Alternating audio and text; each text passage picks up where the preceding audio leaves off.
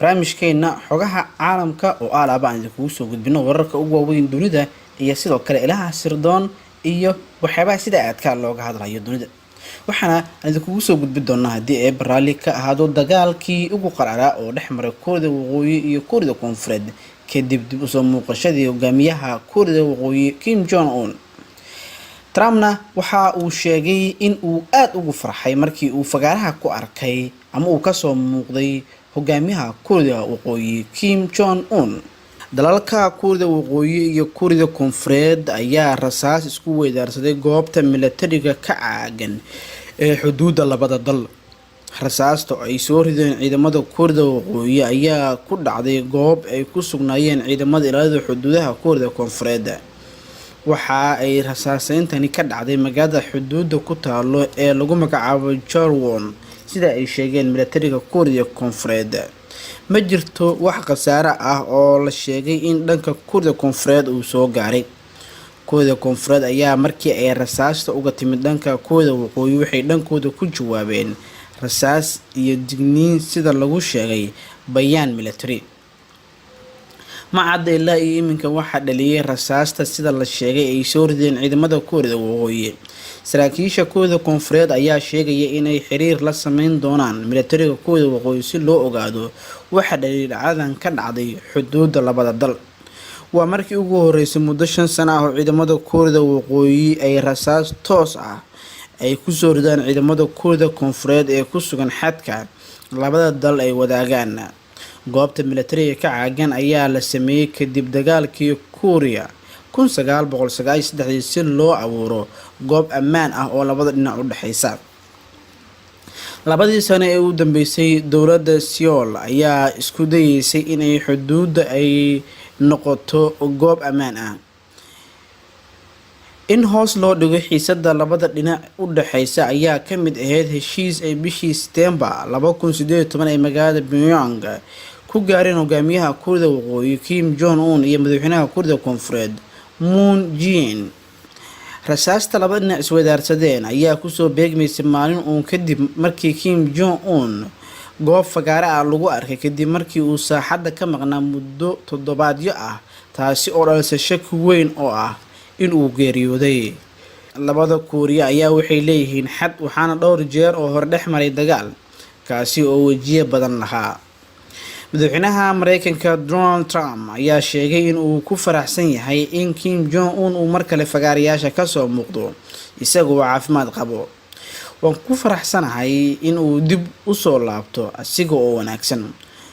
waxaa sidaasi bartiisa Twitter-ka ku qoray Mr. Trump kadib markii la arkay Kim oo xariga ka jaray warshada. waa markii ugu horeysay oo Mr. Kim uu fagaare ka soo muuqdo 3 toddobaad oo xiriir ah. Kim Jong-un waxa uu u muuqday mid faraxsan xilli ay jireen warar la isla dhex marayay oo sheegayay in uu dhinto isla markaana ay qoreen qaar ka mid ah warbaahinta caalamka. wararka la isla dhex marayay ee ku saabsan Kim ayaa soo baxay markii sida la sheegay uu ka baaqsaday ka qaybgalka munaasabad sanad walba lagu maamuuso sanad guuradii ka soo wareegtay dhalashada awowgii oo ku beegneed 15 April.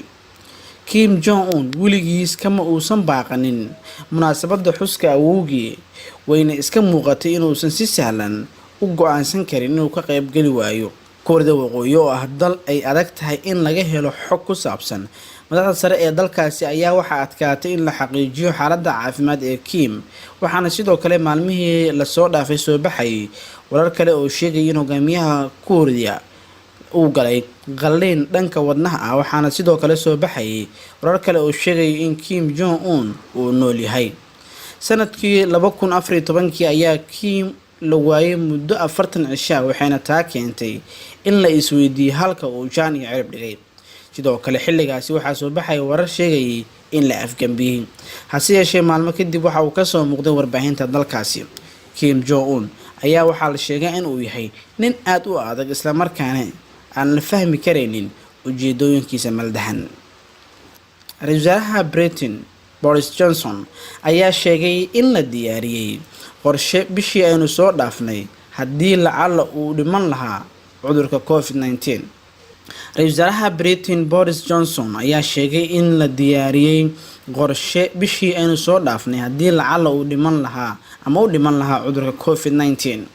waraysi uu siiyey wargeyska The Sun ayaa waxa uu shaaca kaga qaaday sidii ay xaaladiisa caafimaad u liidatay markii la dhigayay isbitaal ku yaala London.